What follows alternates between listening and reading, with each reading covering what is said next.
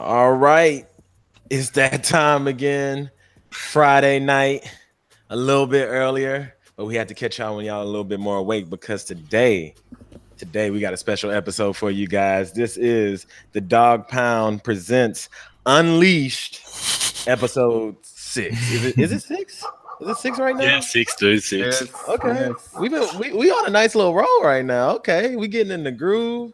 You know, we working out them jaw muscles, man. We can go for 2 hours now, but we gonna keep it at hour and a half. But anyway, let's go. We got the usual suspects. We got me, myself, blockchain Dame. We got uh uh crypto Clay. We got my boy Blues. We got Satoshi Wolf, and then we got the guy, a lot of y'all know him. He's been ripping up the Twitter streets. He's been ripping up these crypto streets.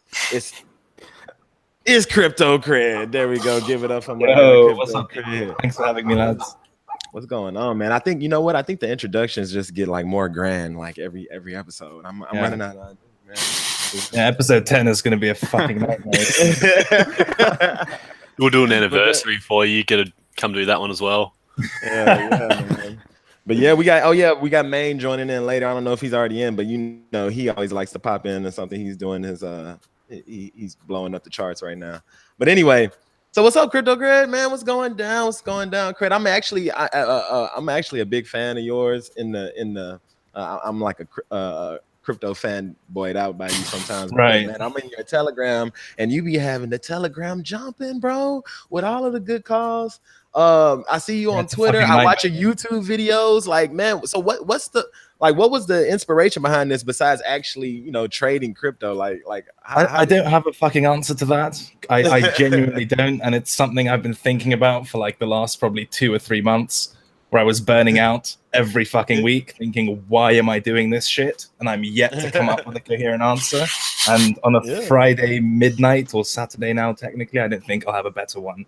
If I had to give a sort of PR friendly answer, the feedback to my shit is good and positive. It helps people. It also helps me become a better trader if I'm able to break down these concepts. But the real answer is I've got no fucking clue, mate. It's you just kind of start and then can't stop. Well, you got a nice following, and that is, you mentioned that it kind of helps you keep track of some stuff. I kind of noticed that, and that's what I kind of see it as well too, is because you've even started in your Telegram. If y'all haven't joined Cred's Telegram, by the way, y'all should definitely link that up. But you often, after the trade, you describe or you explain why something happened, why the game was made, why the profit was lost, or why your stop loss was hit, or just anything. You go into explanation, and I know you do it for the people, but I feel like you kind of do it for yourself as a log as well, because the log is your whole Telegram. So For sure. I appreciate that, and I know a lot of other people do too. And we need some more people like you in there to just keep it straight up information, knowledge. I know a lot of us in the pound talk about you a lot, so I'm glad you're on the show, bro. Thanks, man. Thanks for having me, boys. Yeah, sorry. Yeah, because I normally do it. Cred does, but I don't do my own Telegram like you. I normally do it on Twitter, but when you do that, like you post your trade on there and you like do the follow up, you get like trolled so hard. Do you get that in your group, or they kind of stay? Well, it's a broadcast only one, so if they want to troll, they need to ligma. But generally, with that kind of thing, it does help, because now even in my entry kind of checklist, one of the things I have is, would I be comfortable teaching this trade? Right. And if the answer is no, I'm like, am I being a bit of a cunt with this setup? Like, is this setup actually good enough? So having that kind of test there, it's like, would I be happy explaining this to like 300 people live, being like, oh, so this is the structure? Or would they think I'm a fucking weirdo? So yeah, it does impose some sort of discipline, but it is a bit of a time sink for sure. Yeah, man. What do you see this going? Like, has anything like popped up from this? Have anybody special hit you up, or you got something in the works with some people? Or... No, I know a lot of people. Hey, I know a lot of people are low key watching on the sidelines, though, man. In this space, in the crypto space, I feel like it's that somebody that's always just looking over everything that's going on, and then in the future, it's gonna be a lot of opportunities for certain people, especially for people that's putting out content like you are. So yeah, who knows, man? Right there, short term, not really, and yeah, it's just kind of been a one-man show for the moment, to be honest. Fucking hell. Props to you, dude. Yeah. So I got a question. Is there a story behind it? And I think this is that Albert Einstein, right? Am I not tripping or what? Only very slightly. The guy in the avatar is an American economist called Hyman Minsky. Oh shit! I fucked that all the way up. Okay. Yeah, some very interesting views on sort of financial crises and capitalism, all that stuff. So that's him. There we go. So there's the answer. I mean, am I the only person that's asked you that so far? Like, because I swear, No, I God knows. People think it's me half the time. So like, you're not. Are you 40 years old? Not quite. That's just funny. So the mystery is unveiled. Who is the guy's name again? I'm gonna actually write it down so I can. Let me put it in the chat, and then you will be able to. Yeah, because I'm pretty sure people without error. Dame, I just got to mention this in the chat. Someone's asked who's that Eddie Murphy voice dude again.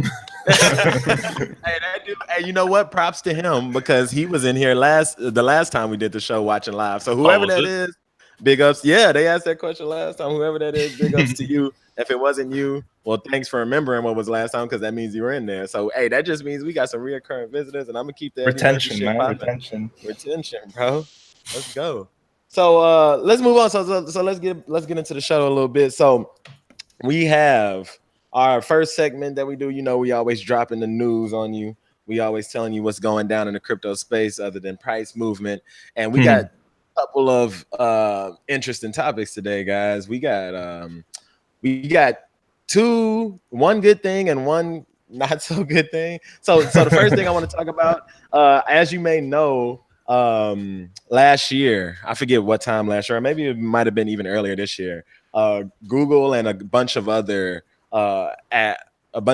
entities like Facebook and I forget who else, but they all start banning crypto ads. Now they have various reasons why.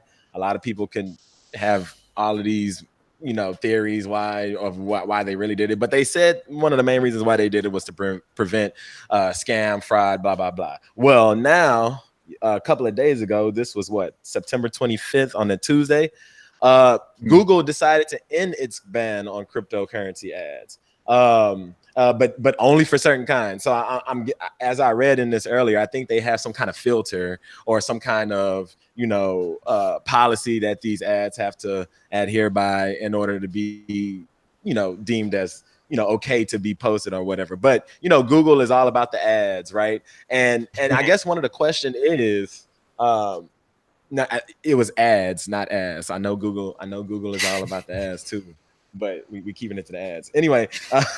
With what do you guys think about this whole ad thing? Do you, like, people argue that they don't know anybody that has went out and bought crypto off of ads or went out and participated in the ICO off of an ad. It's especially back in the day when they first banned it, or which was a year ago. Do you think these ads really drive people towards, or do you think I think more informational will work more than trying to get you to, man.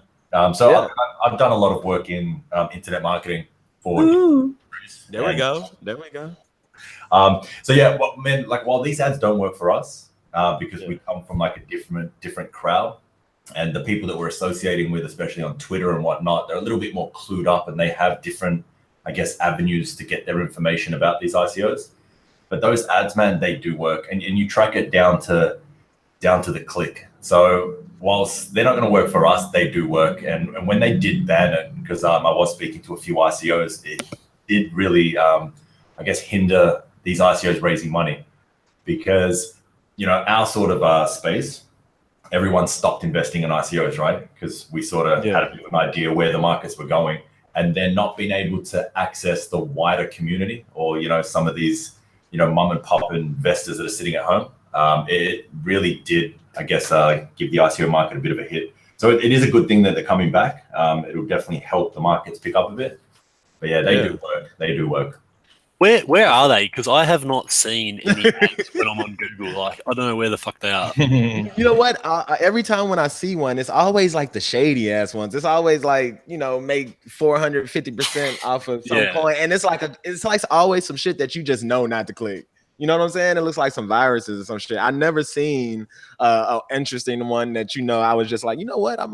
That looks pretty interesting. I might click on it. Like, no, I've never seen a crypto ad. When I do see one that makes me want to do that. So maybe they just need to get better. But I did read that in this article that they said that they were going to allow, like, I guess they're trying to gear it more towards like exchanges and informational content about crypto and all of that other stuff. But I mean, I'm like was just said, I'm down for it to increase the awareness more. I just feel like we're getting back, even though I don't know where we're going in this market from here on out right now in the near future, because I mean stuff is looking all kinds of weird right now to me anyways.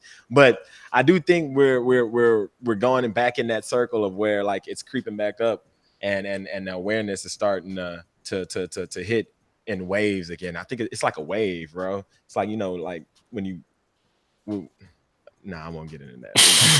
Thing is, like, I don't think anyone fucking read the actual Google statement, like the update to their ads policy, because everyone's reading these fucking articles. But if you read the thing itself, it's fairly limited in scope, where it says to allow regulated cryptocurrency exchanges to advertise in the United States and Japan, and even then, advertisers need to be certified with Google for their specific country in which their ads will serve. So it's not like a global thing for anything ever.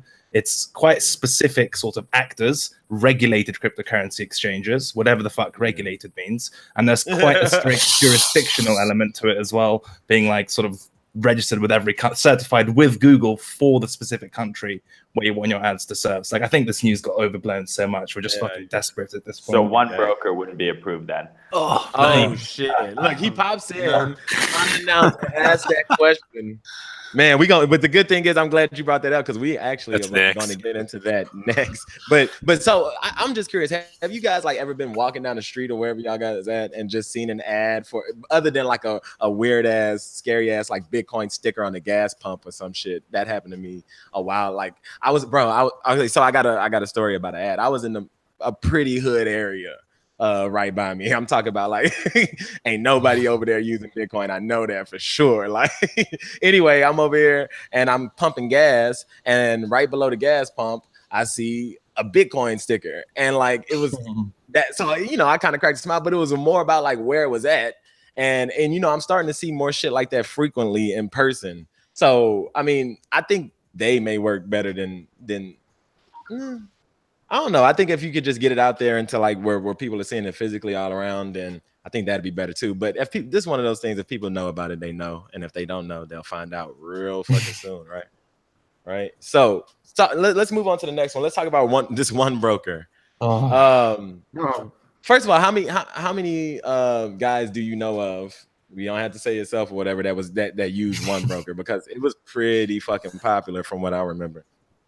I've seen a lot of ref links. That's about it. I never actually dove into it.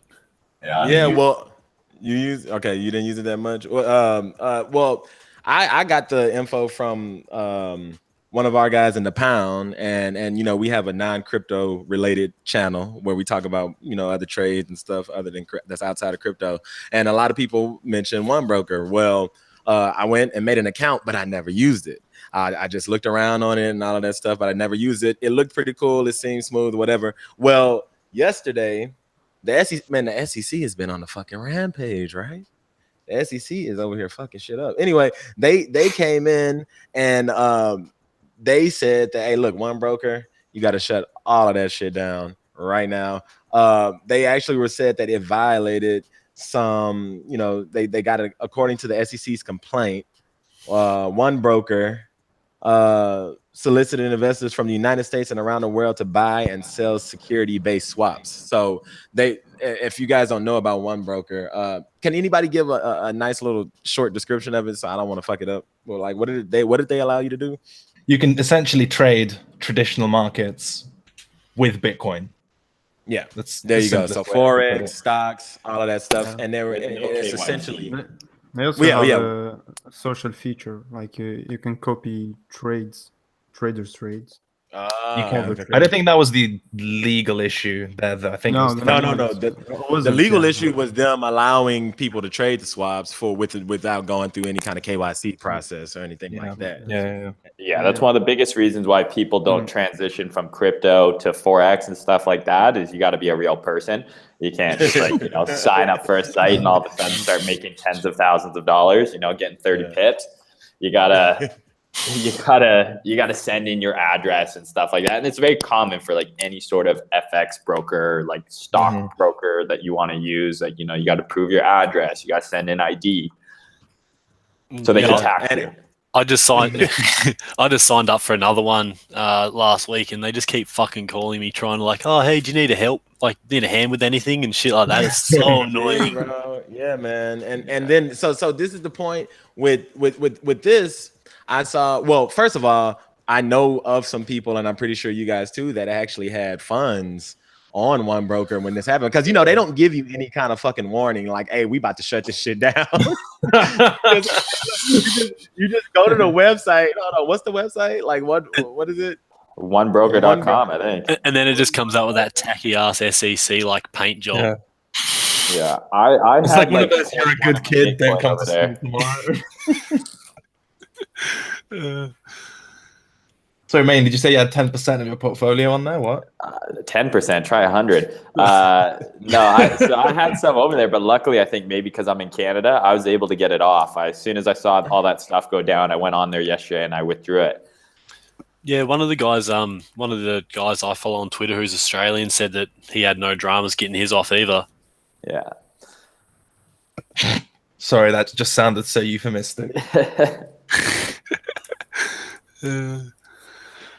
Yeah. Cool. Is that host dead? Yeah.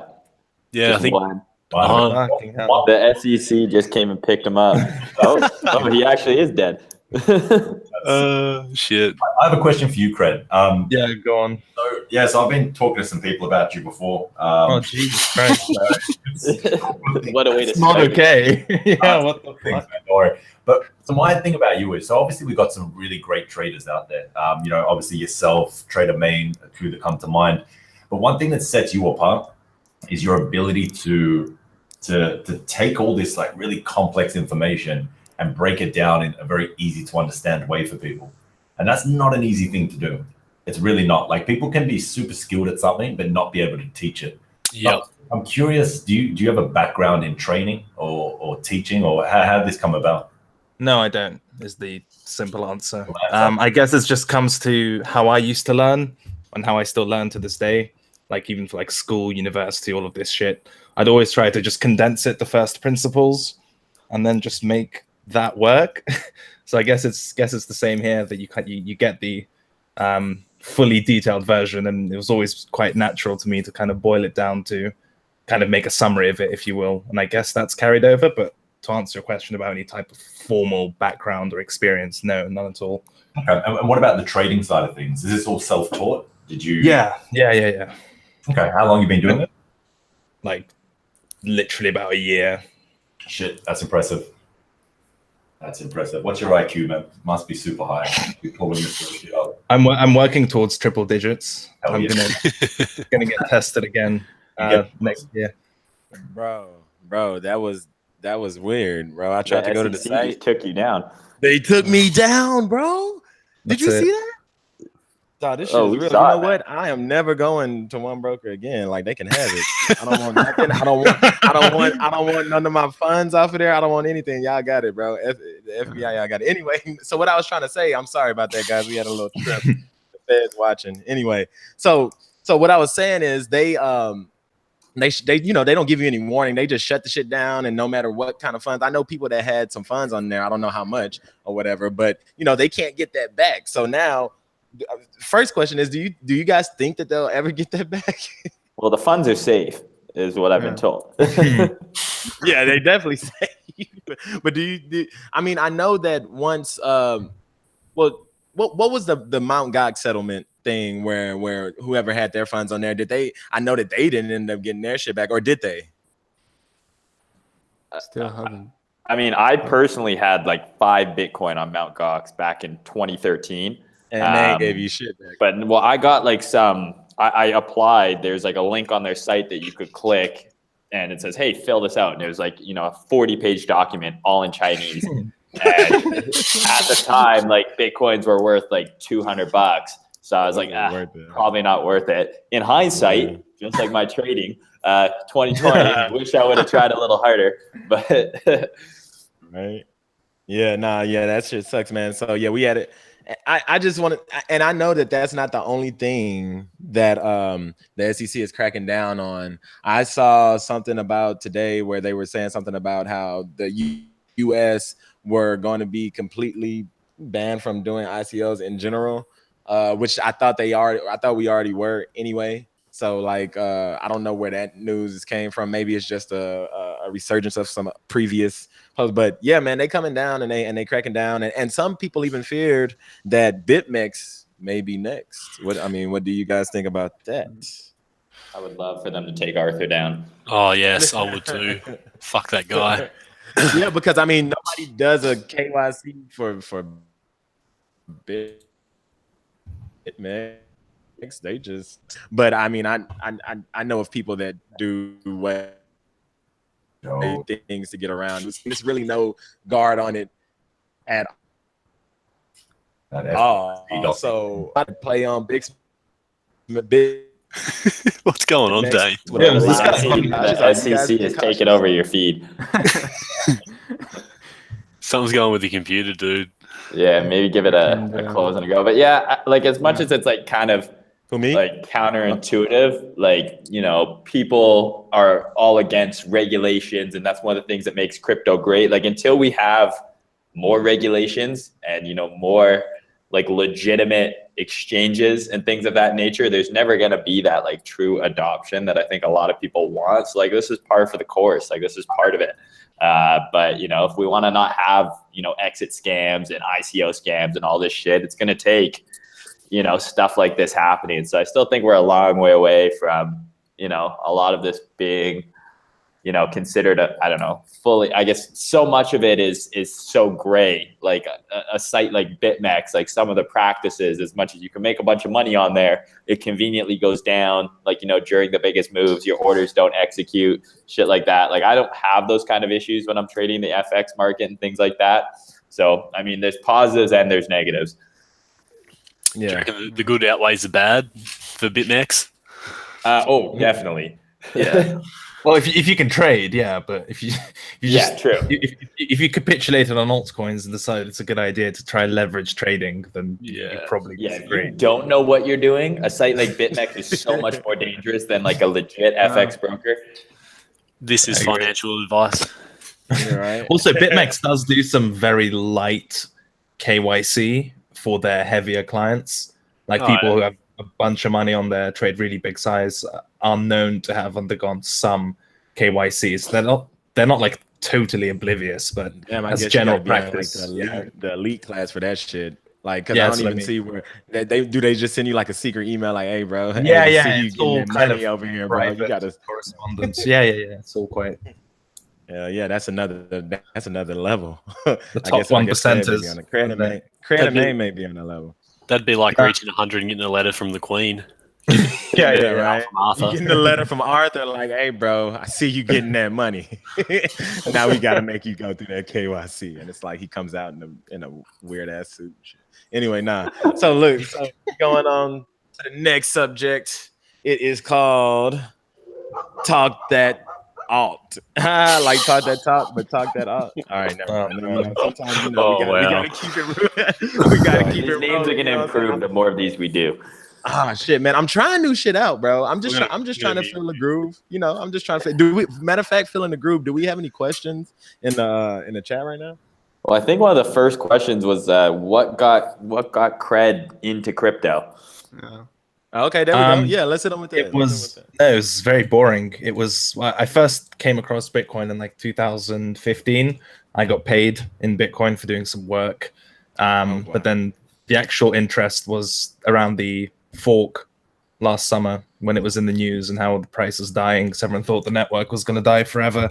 And I was like, this is better than whatever I was doing at the time, which probably wasn't much. And I kind of listened to this crypto podcast where they just talked about price and they put up like a bunch of charts. The thing is, it wasn't shitcoin talk, but if you imagine shitcoin talk, it was very similar. So there's a bunch of dudes link some price charts in advance and kind of just talk about them. And I had no fucking idea what was going on at all. I was like, I don't get these charts. I don't get what they're talking about. So I just went on crypto Twitter and lost 40 IQ points, and the rest is history. Yeah, that's kind of how it happens. That's kind of how everybody gets into it, right?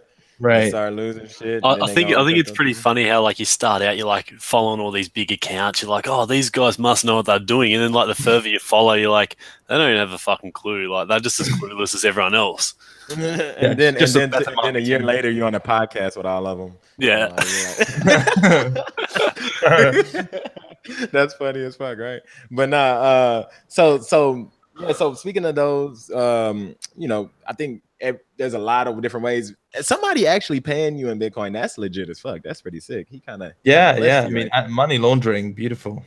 And early too, not like the last couple of years, like a few years ago. Yeah, that's what I'm saying. Hell yeah, man. So back to the talk that all. So we had some little. This is a new little segment that we want to get into. Highlight some of the members here in the Dog Pound and some of the calls that we made. And last week the alts were moving a little bit. They have been finding some. Been moving up from some bottoms that we all feel have been the bottom. We don't know yet, right? But it seems like we had some healthy gains in the last couple of weeks. And one of the altcoins that was called last week by Blues. This is actually by Blues and Brocolex. Y'all, you called Sia Coin. Good old Sia Coin. And that was back on the 24th, and it hit 25%. Pretty good move. Yeah, that was a pretty good move. Yeah. So I mean, was there any kind of? I mean, it was just pure TA. Was there any kind of reason for this move? Because I don't see. It was the generational bottom. Yeah. Right. Like people. Oh yeah, that shit has been going on down forever. That was based, man. Yeah, it was actually almost TA. And also, I checked. Yeah. Go on. Yeah. No, I was gonna ask. Do you have the chart right in front of you or something so you can like pull it up just to? No, that could take me. We try to keep it information. I just wanted to see if you could show us what you saw whenever you were looking at it to hop in the first place, right? Okay. Just didn't mean to put you on the spot right there, don't want to get doxed.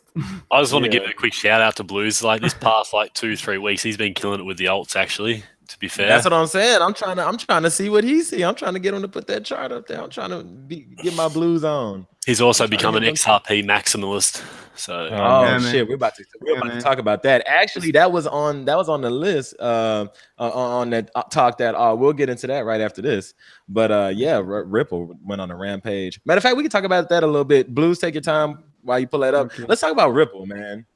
Ripple last week. That shit, I remember looking at it just go like what it hit like 78%, right? 50%, 50+%, almost a times two. It was crazy on that spike. Man, that shit. Now, if I remember correctly, I saw people on Twitter, and I saw was there some kind of big event going on last week with Ripple? Was it the Swell event or whatever? Or? I think it's going on this coming week, and so they're pumping it was one of those things. 2nd October. Yeah. Okay, so it was one of those things to where people were probably on there talking about, Swell event coming up next week, man. You want to load the fuck up and. About to be some crazy shit happening, and everybody. People forget that like Ripple, the company, owns like a couple $2 billion worth of Ripple, like the token. So I mean, yeah. So all of that is absorbed, right? I mean, what's the supply of Ripple? I know it's a lot, unless they cut that down. But anyway, basically what we're saying that's why I was asking about the news thing, because for something to move like that, it looked just like it had to be something behind it, or it was just one of those coins of the day, one of the big coins of the day, where they were just like, you know what, we about to pump the shit out of this, and it went crazy. But anyway, I know some nice gains were hit on that. The dog, he was going crazy on Twitter with the cripple. I said cripple. That was a true mistake. With the Ripple call. He was dislikes incoming. Yeah, I tweeted that the Ripple bounce after it first dumped off was a dead cat bounce, and I've never gotten flamed so hard by a bunch of XRP maximals in my life. I'm never tweeting #Ripple ever again. All right, they just had a Kamehameha blast. Dude, I had a guy DM me who I think was crying while he wrote it because he was so upset that I didn't believe that this was the start of a new Ripple bull run. He's like, how can you say that, man? All the positive FA we have going on. I was like, I don't know, dude. I'm high. I'm looking at a chart and it looks like shit. Oh man. It's just sometimes those people you just want to be like, hey, look, bro, you know what? I feel you, bro. It's about to be the next big shit. Matter of fact, you should probably go all in on it if you feel this special. Yeah, and then when it's not the next shit, they come at you and tell you that they lost their tuition. It's like, oh god. That's what I was going to ask you guys. Like obviously, like most people think Ripple's a shit coin. Sorry, Maximalist. Sorry, Blues. But do you guys still trade these coins like Bcash and stuff like that, or do you? Who fucking cares, man? Why would you not be agnostic? Like it's just fucking price, right? It's a price chart. The price chart is likely if you're not shit to give you actionable setups. Just fucking trade it, man. Who cares? If anything, the fact that people are so animated about it is probably going to suggest that there's going to be a lot of volume and liquidity. So yeah, even some of the best trades. Oh, definitely. You got like XVG, XRP, fucking Bitcoin Cash. No, you should never people should never let their bias about some certain coin. People are like, oh, Bitcoin Cash is not the real Bitcoin, and Rogerverse sucks. Like, so what, man? It moved like 60% in the last 2 days, and if you're not at least attempting to make some money on that, like you're only fucking yourself. You're not hurting Roger. Roger's good, man. It's like, I don't like the idea of a single currency. I'm never trading the euro dollar. It's like, what the fuck, dude? Everyone would think you're an idiot if you said that, but for some reason, if you're a crypto trader, that's kind of okay. If your investment thesis says that you shouldn't trade something in one direction or something like that, then yeah, sure. But then if you're straight up not trading something which gives you good technical setups just because you kind of feel your feelsies are hurt or whatever, then you're shit. And I was like, I seen your tweet this morning or last night, Main, about someone like saying, "Oh, you just like because you said you were short Bitcoin and then you like flipped long." People don't understand. Like a trade could be an hour, it could be a day. It doesn't matter. Like if you hit your targets and you're out, it's like the more time I spend on Twitter, the less I think people understand anything. Like I get like so many, they're like, oh, so did you get wrecked on that? It's like, I don't know, man. Like, do you even scroll through any of my timeline before you comment some dumb shit on my post? Or do you just like come here and see it's like, oh, he was short yesterday and now he's long. So he must have gotten rid. It's like they were just waiting on you. Like they didn't care anything about the trade. They just wanted to know, hey, it doesn't phase me. Occasionally I get in like moods where I have like the need to respond to all these trolls. And then I realize I'm just absolutely wasting all of my time and energy and getting dumber by the minute. But I know a lot of people get affected by this stuff. And one of the things that I always like tell people about the toxicity of Twitter is when you're trying to like grow a Twitter brand, which so many people want to do, it can like get in the way of your own learning, because as soon as you post a chart, you feel like you're married to that shit because you're like, oh shit, well I posted I'm long, but now it's been invalidated, but I don't want to look like I'm flip-flopping. I don't want people to think I ever take a loss. So I'm going to delete tweets. I'm going to just try and look perfect. It's like, dude, would you rather make money or would you rather just have a bunch of like random people on the internet think that you make money? Exactly. But then also there's like a certain people fuck it up as well, right? So when you're a smaller account, you post all these charts and all these live trades. You don't give a fuck, right? You're like, oh, it's a personal journal. That's great. And then as you get more followers, you get more scrutiny, and usually for no fucking reason whatsoever.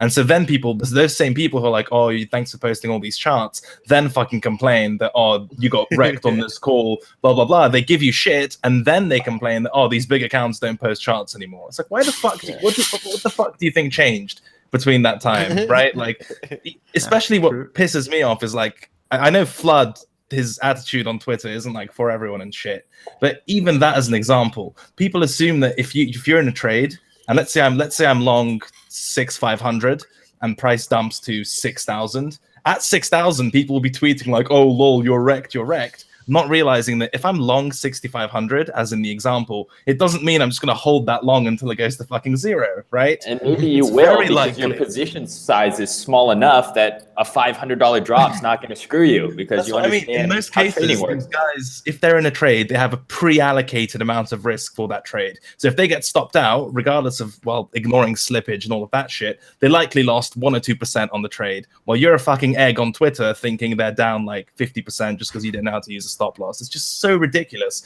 Like the community itself removes the incentives for people to post trades because of this sort of implicit desire for everyone to be right. And then with that conduct that causes that behavior, fucking complain that people don't post enough charts. It's fucking egregious, man. That's why they need to look at you and Main's fucking videos, bro. They need to get on them damn YouTube.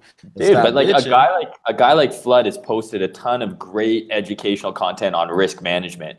I think he's the best risk manager we have, period. Yeah, and if people paid attention, they would realize this guy understands how to manage his portfolio risk better than anyone that I've talked to. Maybe Aurelius is up there as well, but like you got to like look at this and you're like, if you really think that this guy doesn't have like a very sophisticated plan before he goes into any trade, and you think he's just being like his entire stack when he says, hey, I'm long 6,200, you think he's using his entire stack to do so? Like, it's just like, it's laughable, but I mean, this part of this makes me think that there hasn't been enough pain in this space yet, that like people who are this unsophisticated in terms of their investment are still around and still have money and are still paying attention.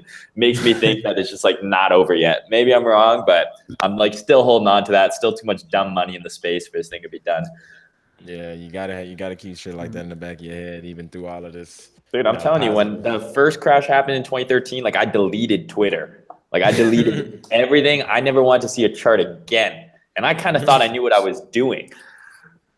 Yeah, no, I'm not on it as much. I get on there every now and then because, you know, it is a lot of funny stuff sometimes. And I like to get caught up on what's moving around and seeing other people's perspective. But of course, everybody has those counter indicators and everybody has that one dude that's always just on there talking about bullshit. Like, yeah, well, how funny is it how much like flip-flopping in terms of biases for like we're going to new lows and we're going to like brand new highs, and in all reality since like June we've basically been ranging between like 7,000 and 6,000. That is funny, right? That's like after the big candle. Was it yesterday or 2 days ago? Yeah, it was yesterday. Everyone was just like the switch gets flicked just straight away. Everyone's like, "Oh yeah, here we go, 7-3, 7-3." It's like, fuck me, we haven't even cracked 6-9 yet. Yeah, it's just funny that a big candle is like $250 now. Yeah, most definitely. Man, I see. Blues. Did you want to put that up there? I just want just for a short thing. Yeah. So what did you see in this one? It's like if you see there was a fractal. If we go back to 2018, yeah. If I can zoom in, it was the same accumulation range and the same behavior. So it was basically the same. So we had a little test pump, and then we got back into the range, and then we pumped hard, and we got the bull run. It was literally the same thing. Like you see, it was here right now. And now it's just chilling. This ready is to a hopefully move fractal. again, right? And you also have it's based. Yeah, it's not dumping anymore. You can clearly see accumulation signs, and you have that we have that little meme line. I know people been waiting on that shit to move for forever. Yeah. So I just waited for it to get close to breakout, and then bought it back here. So I used the lower time frames to enter the trade, and it was quite. It was quick. Just one day. Quick 25%. I think that trade was like a day or two. Maybe not even that. Yeah, that's alt season right there. I know, right? It's flip season. Yeah, exactly. Said quit season. Just flipping coins.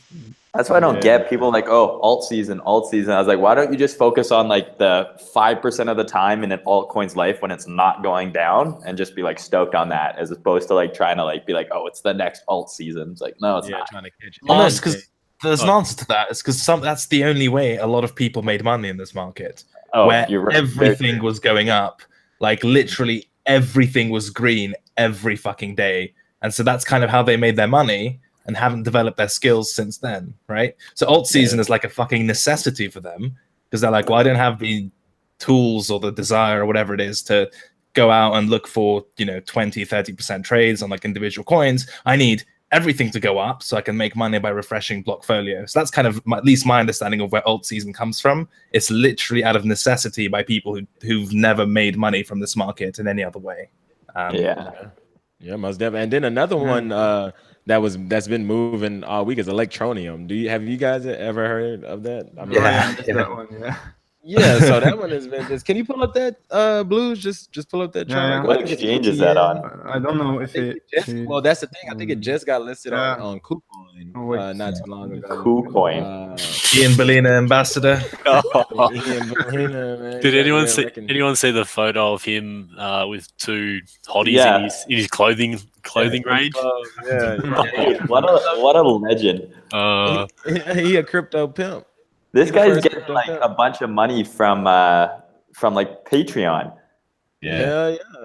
Like people are paying him to fucking I don't even know do what. I don't even know. See, the thing is, people can say whatever about him, but one thing you can't deny about him, he's on his shit, bro. Dude, I have respect for people who hustle. Like a guy like Crypto Shill Nye, who we had on here like a couple weeks ago. Like a lot of people like hate on him online. I mean, personally, what he does is like not something that interests me at all. But at the end of the day, the dude's traveling the world. He's getting paid, and he's like doing dope shit, and he's passionate about crypto. It's like, well, fuck, like. Why else are you spending this much time on Twitter trying to grow a brand if you're not at least gonna fucking do shit besides like shit post? And he influences the blockchain. So and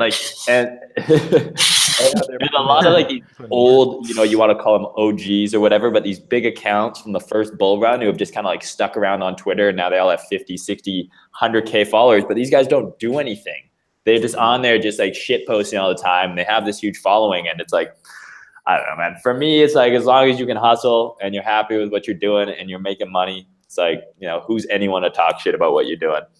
Yeah, man. Shit is moving. People are just jealous. Bellina is definitely he gonna open up like the first crypto strip club for sure. I'll be my first guest. Like all you gonna pay is just like Litecoin, Bitcoin. You just throw Ledger Nanos on stage. I just wish his music video was better. Like that was horrendous. Now, I will say, like I fuck with the hustle. He's killing it, but I don't know if I could just get down with the crypto music that he's putting out. I mean, he is like music. The initiative. Yeah, bro. He got some fucking music. Go on Tidal, go on Apple. He got music videos. I mean, like I said, he's doing it, but I really just can't picture myself just bumping that. But hey, if that's what you want to bump when you trade, I like personally a little bit more Biggie and some Travis Scott and some Drake. But if going to the moon in the Lambo, that's one of his songs. If that's what you fuck with, hey, keep bumping that shit, bro. Keep bumping that shit. And I hope it's working out. But yeah, so we always like to, and it's good that Cred is on here. And oh shit, that picture just tripped me out, bro. Because on the photo that we have of you for the banner that we use, you have on your Bitcoin glasses. but in Google Hangout, you don't have on your fucking glasses, bro. Oh man, it's fucking dark outside. Why would I be wearing glasses? Yeah. This motherfucker just took his shades off in the middle of the Hangouts. That's a first. That's a fucking first. Shit. Okay, getting too comfortable. Yeah. Anyway, so we towards around the end. Oh, first of all, do we have any questions in the chat? No, everyone's just shit posting. Yeah, there we go. Shit posted up. I got a random question, Cred. Out of all of your you have like a little YouTube library of all of these informational videos that you post, and besides the live calls that you do on there. But what do you feel is one of your most what do you feel is one of your most important or best videos that you have? If you could tell anyone that asks you like, hey man, which one video would you tell me to watch of yours? Which one would you? I'll have to give the cringe answer, which is the risk management one. Okay, there you go. People might not fuck with my entry techniques and the shit I use for that. But if you have good risk management, it means you can make better use of whatever system you choose to take on. And it also means you can avoid scams and shitty marketing better. So sort of it's more of an all-purpose type video rather than specific shit I use. So yeah, the rest, to give a bit of a cliched answer, the risk management one. Yeah, that shit got to be first before they start getting on there and learning about everything but that, and then they lose all your shit and they don't get a chance to use none of the shit that they learned. That was me to start with. I learned like how to like trade the charts and stuff, but I didn't really pay much attention to risk management. especially not so much with the alts because I kind of just watch the levels, but on BitMEX, like not using a stop loss can be very dangerous. Man, BitMEX, man, I got fucked so many times not using the stop loss. Man, and then it's some things, and maybe I'm just doing something right, but there was like some kind of, I don't know if it was a glitch on my account or whatever, or does it happen to some people that your stop loss just gets either passed up or it doesn't hit at all. And you'll wake up in the morning and you check, the price on your phone. You're like, oh shit, it dipped or it dumped. But I was like, oh shit, I had a stop loss in place, so I'm good. But then I log onto my computer and I'm like just all fucked and down like 50%. I'm like, dog, y'all really gotta stop it. Well, please don't use a limit stop, right? Because if that gets skipped, and you know what?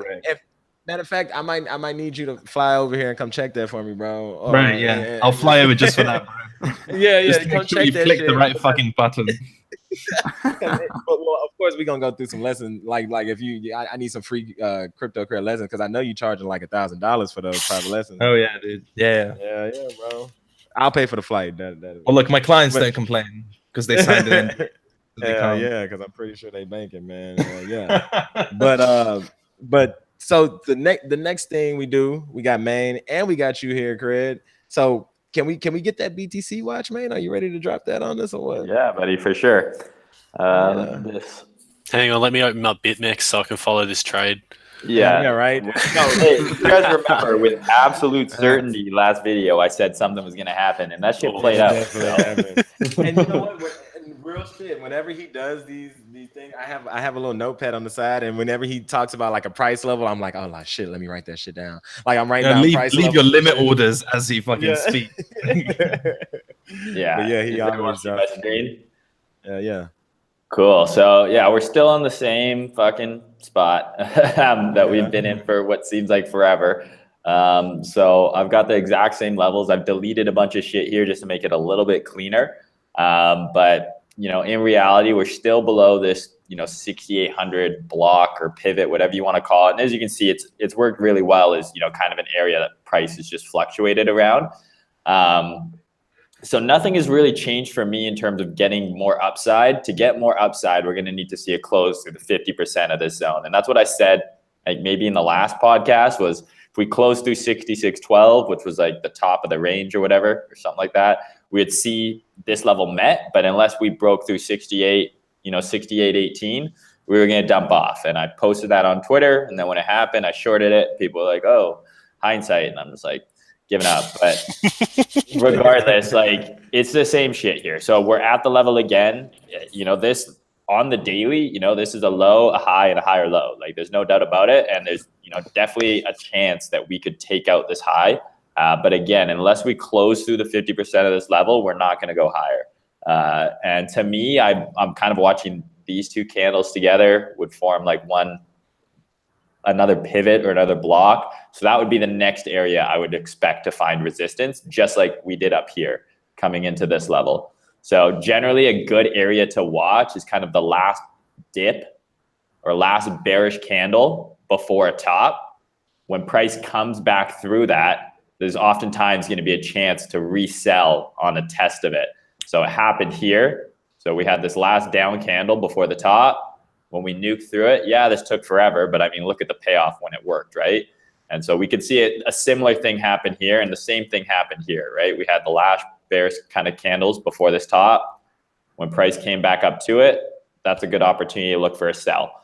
So for me personally, I hedged a long, like I hedged my shorts from up here with a long that I posted on Twitter and stuff.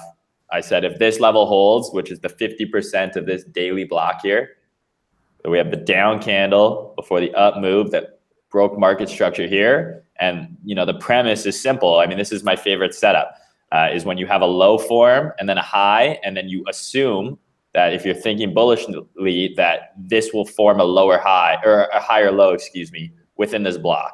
Because if a higher low forms, then your next target would be that this top is going to get taken out.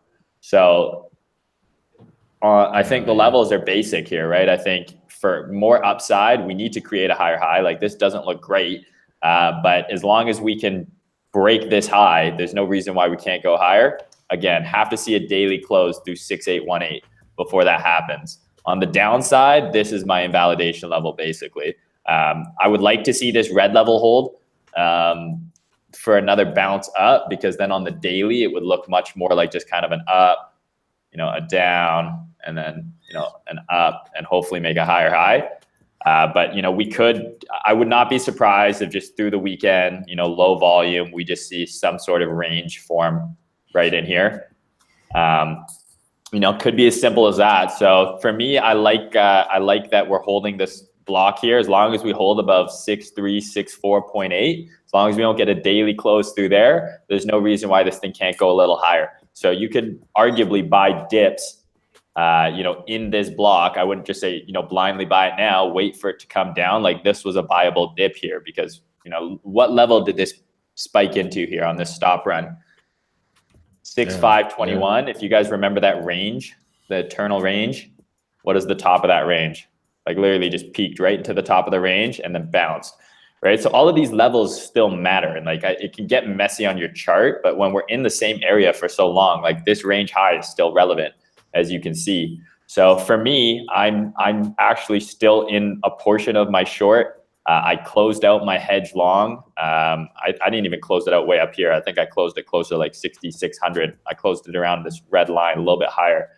So I'd like to see this line flip as support now and hold if we're going to go higher. But you can arguably buy a dip into this gray block. Your stop could be below here, right?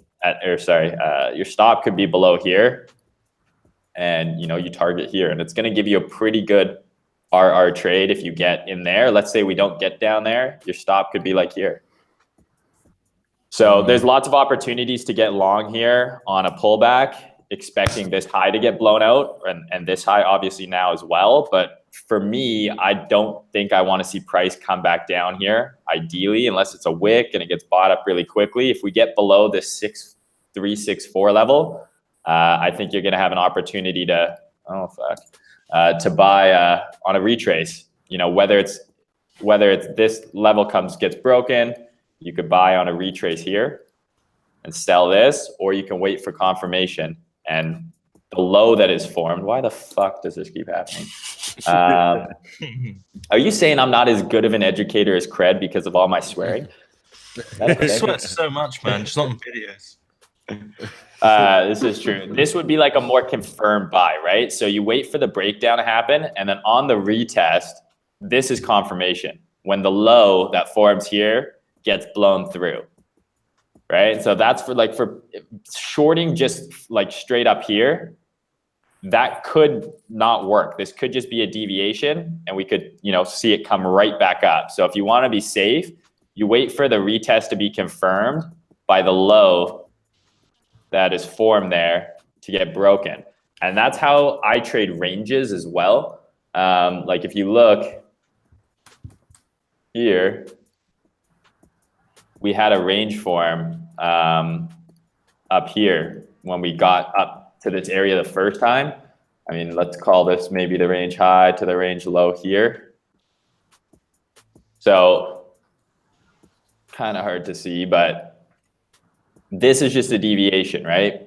This is just a deviation, but the confirmation comes when we break out of the range. And then when we come back up, when the low gets broken, you could have shorted here. You could also have shorted, higher up on the lower time frame and found like a confirmation of the breakout of the range even earlier. So like here, right? This is kind of exactly the scenario I just showed. So we broke out the bottom of the range.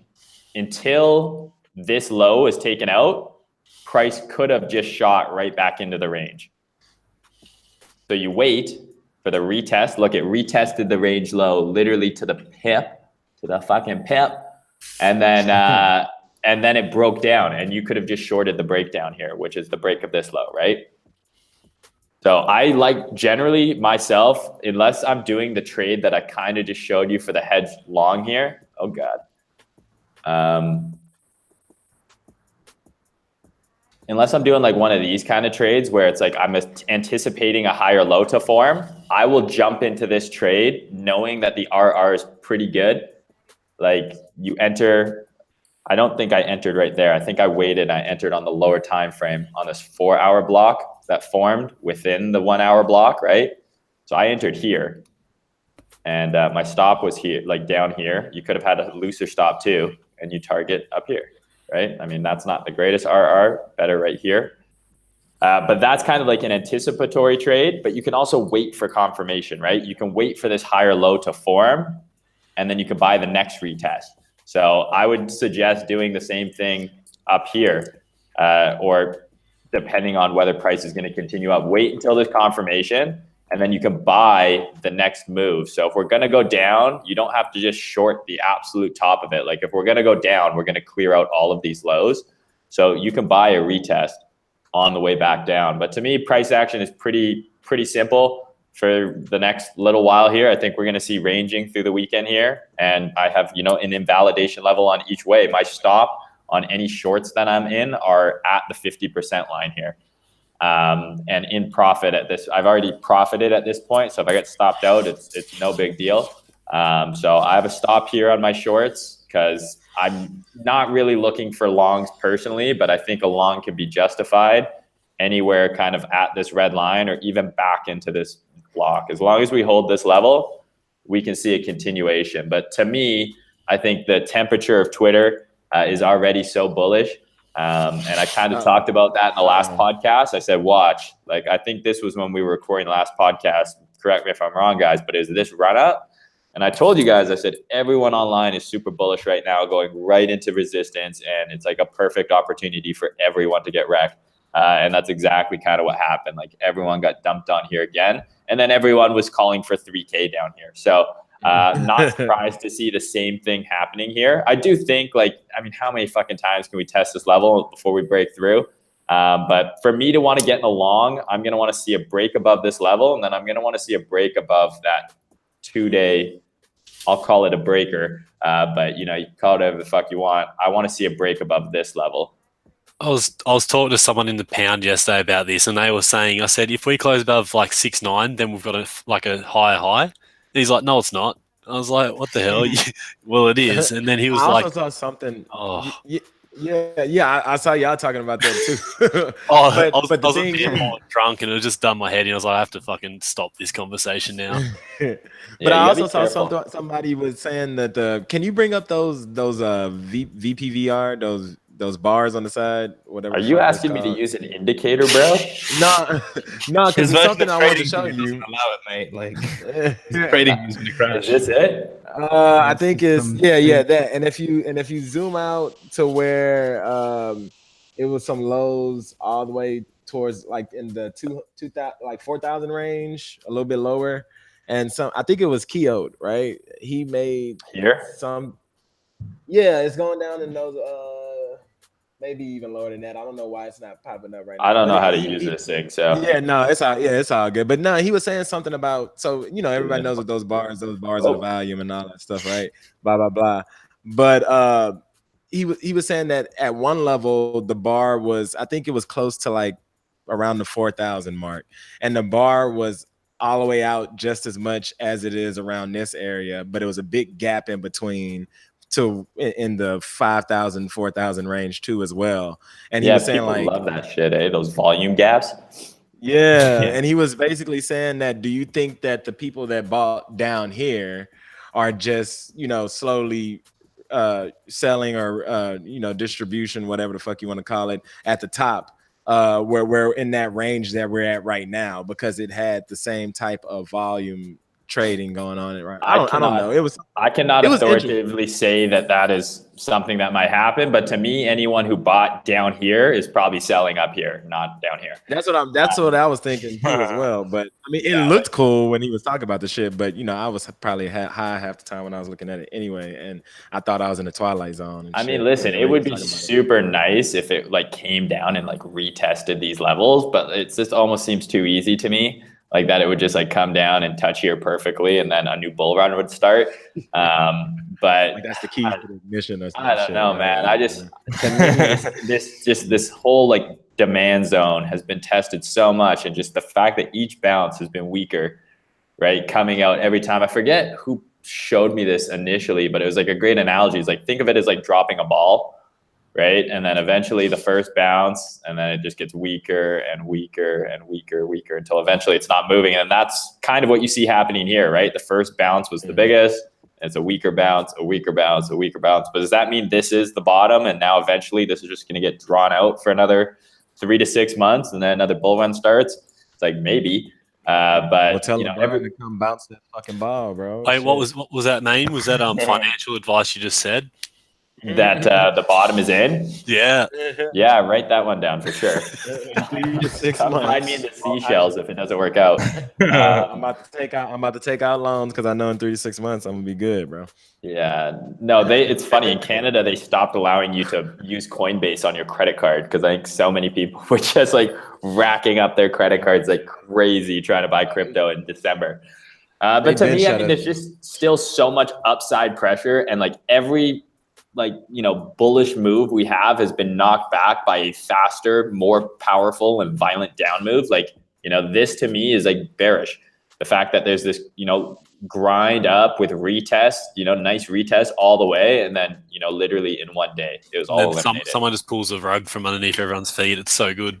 So to me, I think like any sort of move up is going to get knocked down. This is still kind of my max opportunity. Like if we're going to go higher here, this is where I would short the fuck out of it again. I don't know if I'm going to short this area again, just because maybe it will break through. But I would short the fuck out of this. But if it broke above, 7,100, then yeah, maybe for sure 7,300 is in play. But again, this is still a valid level that price could get rejected from. So the easiest thing for me is I just draw the equilibrium of these levels. And then my bias is simple. Until this level gets closed through on a D1 candle, I don't consider the level broken. So this wick is not broken. These wicks, it did not break. It never closed through on the D1, any of these levels 50%. It wicked into it and it spent like a couple days in the area, and everyone was bullish here, but then it got dumped through. And that's exactly kind of what happened here as well, right? We wicked into it.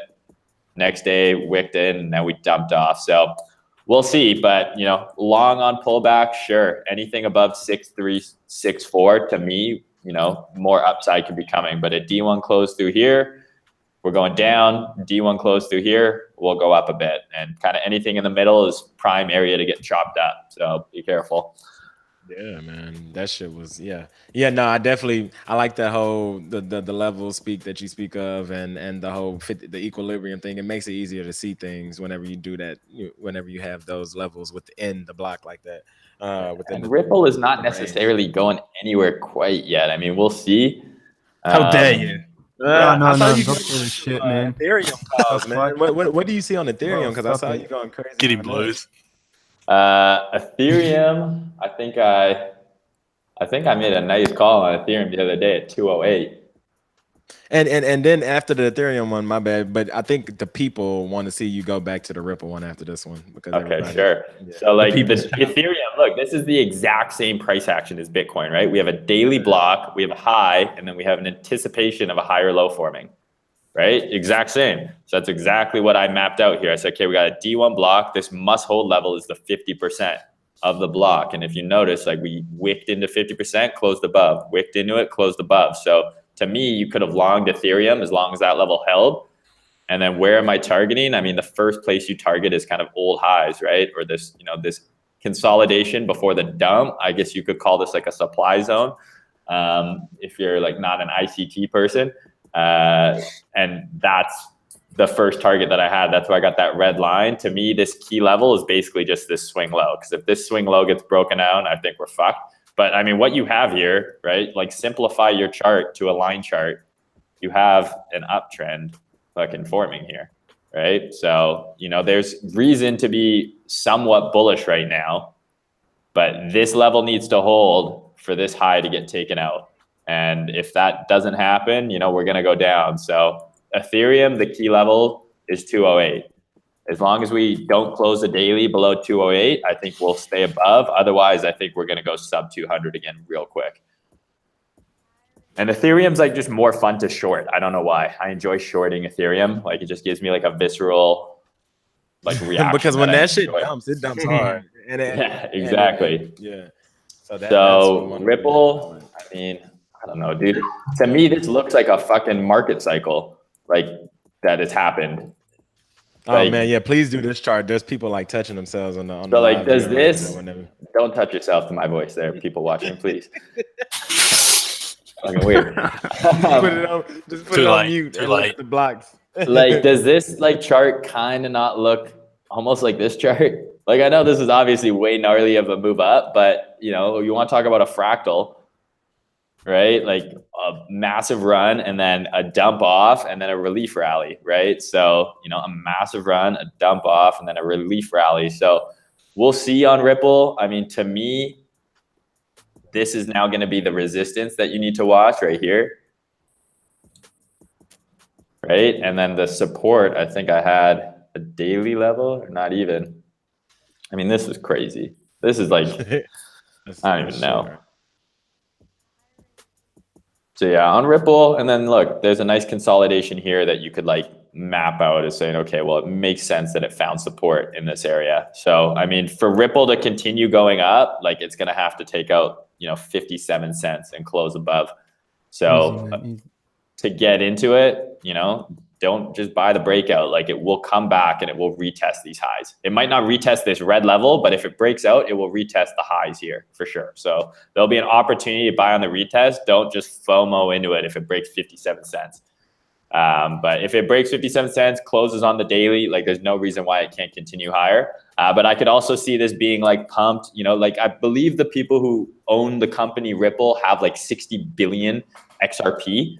So that's enough to move the market. So, you know, they could be pumping this thing into their news event. Who knows?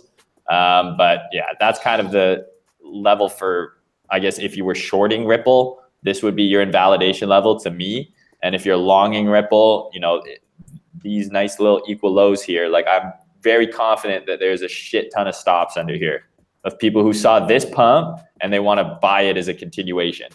You know what I mean? And I had a ton of people, big accounts too, telling me like, nah, this is a continuation. So I know that a lot of people are in this trade long, right? So it's just a matter of if it's going to continue going up. But to me, it seems like there's going to be a lot of people with stops here and there's going to be a lot of people with their stops under here. So, I mean, we'll see. But yeah, get above this level, sure, can go up. Otherwise, I think we're going to fucking come down and then you can short the retest of this level here. That looks pretty fucking nasty right there. I mean, this does not look good. Like people are like, oh, this does not look like a chart that's about to take off again. This looks like a chart that had a crazy pump and is about to crash back down. That's just me though. Yeah. So I guess only time will tell. I guess we'll have to wait until you get some DMs from pissed off people. XRP maximalists, hit me up. I got nothing better to do on my Friday. Hey, just waiting for your hindsight trades, man. That's all, man. Yeah. I'll retweet this picture that I've like said, here's the two moves that's going to happen. And I'll still get told that I don't know what I'm doing. So that's fine. Oh, just make sure you delete the wrong one. Just Photoshop. Yeah. I mean, if you go back through, like, I don't know, it's just so funny. Like once you have like a following on Twitter, like as soon as you like get something wrong or someone doesn't like you, they're going to go back and find the most recent post where you said something that didn't work out. And they're going to be like, what about this? It's like, dude, fuck you. I destroyed a guy in December from that. He called me out on one of my calls, so I went through his Twitter and just like nailed him. It was perfect. I got called out by a guy who had like Tron, like hashtag Tron or hashtag Verge or something like that in his profile. And he's like, he's like Tron whale. I'm like, you're talking shit to me, bro? Like, come on, man. Wow, these sound like totally healthy. A whale is you're underwater. Listen, man, this sounds like very healthy, totally not sociopathic behavior. I'm really proud of everyone's e-conduct. Man, I got a question for Chris. He's the guest. So are there any? What do you do? Well, right now or throughout, what do you trade in most? Do you just trade Bitcoin or do you Bitcoin, get into Ethereum, and more recently, I've started at least mapping out the other MEX alts. But I don't have a bunch of data on actually trading them. So yeah, to answer your question, Bitcoin, the Quanto ETH meme swap. I'm going to start looking at these alts as well. But I'm just cautious because they're so closely correlated. If I'm on the wrong side of, let's say, my Ethereum position, and then it turns out, and I'm also in altcoin positions, I'll just end up eating up a lot more risk. So I'm kind of need to kind of sit down and figure out what kind of strategy I want to run for that, for concurrent positions, given the correlation, which is just me sound way smarter than me every time he talks. Yeah, I know. Like I'm over here like thinking. I'm like, oh shit. He I feel like I kind of say the same stuff as Cred sometimes, but when he says it, it just sounds like elegant and professional, and it's like, fuck, I want to listen to this guy. And then they hear me and they're like, who is this fucking like stone Canadian dude yelling at me? But telling me not to long Ripple. Yeah. Well, here's the thing. Just like Cred said, like if Bitcoin dumps, like everyone forgets. It's like this is still the king of the market. No matter what you think, like people are like, dude, XRP is starting to separate from Bitcoin. If Bitcoin goes to 6,100, guess what Ripple's gonna do, man? It's gonna go down even more than Bitcoin. So that's what's like. It doesn't scare me, but that's why I don't trade anything else other than BTC mainly, and I do trade a bit of Ethereum, but like because of that, if Bitcoin dumps, like. Yeah, they are going down. Especially right now. You don't want to be stuck in shit right now if it's dumping. Everyone looks like you have a move on Bitcoin, you know, a 5% move, and then you'll have 30% moves on all these altcoins. So that goes both ways, right? Like if Bitcoin dumps 5 to 10%, like altcoins, none of these coins have a floor.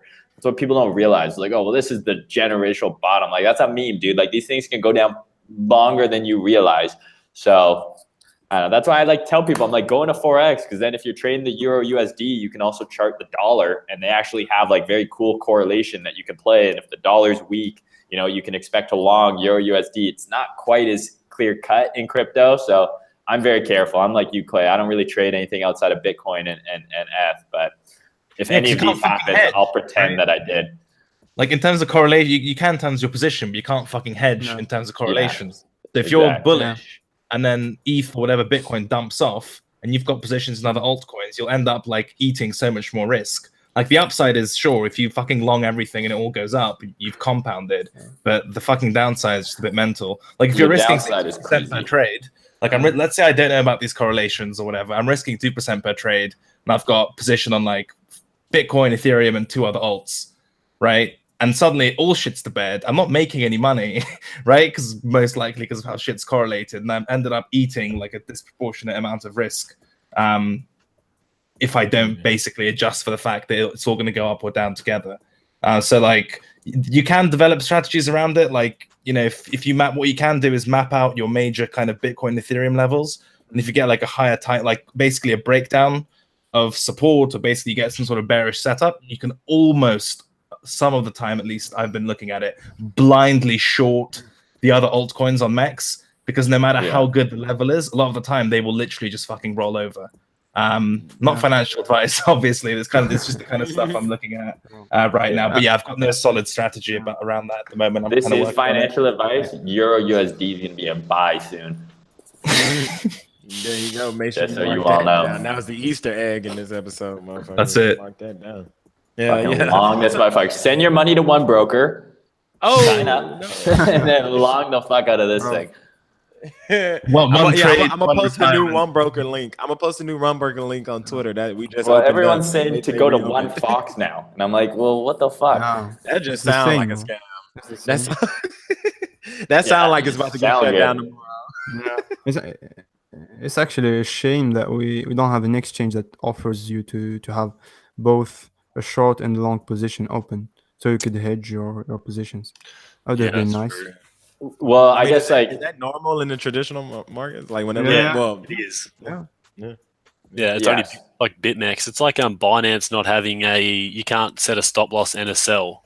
Mm-hmm. Yeah, it's the crypto exchanges are super unsophisticated compared to like what you get in the traditional markets. I mean, you can hedge using like futures versus swaps as long as you understand how like the premiums work. And when settlement date is, and like understand, it's like another level of complexity. You could also have 2 accounts open, but like for the most part, I feel like the average trader, like hedging is not even something you really need to worry about. Like just try and focus on like, getting into simple trades and like having good risk management. And like, you're way better off trying to learn like the basics first, as opposed to like, I see people asking me about hedging and stuff. And I'm like, yeah, but do you understand how to like calculate where to put your stop? Okay, start there. Like hedging is, a little bit more of an advanced topic. But I mean, it's definitely like something you can learn. But most of these, I mean, I assume a lot of you own Bitcoin, right? So I mean, technically, every time you're shorting Bitcoin, you're hedged with your spot holdings. So yeah, that is definitely true. So one more question. So Craig, man, you got anything that you're working on? You got anything coming up that you want to talk about, or you got anything that you're doing special outside of just? I mean, unfortunately, there's always something I'm fucking working on. So right now, the most recent thing, which I hope to get out in the next few days, which means the next couple of weeks, is a video, another godforsaken video titled "Trading System for Dummies" or some shit, like how to build a building trading systems for dummies, some shit like that. So basically, once you have your decent grasp of risk management, TA, the types of entry techniques you want to use, etc., how do you put all of that shit into just a set of rules that you can follow? Which a lot of people get really confused about. That on, like, are you gonna like make a electronic PDF, like sell it Amazon Books, or like what the fuck? Yeah, the usual Udemy. Yeah, so keep an eye out for that.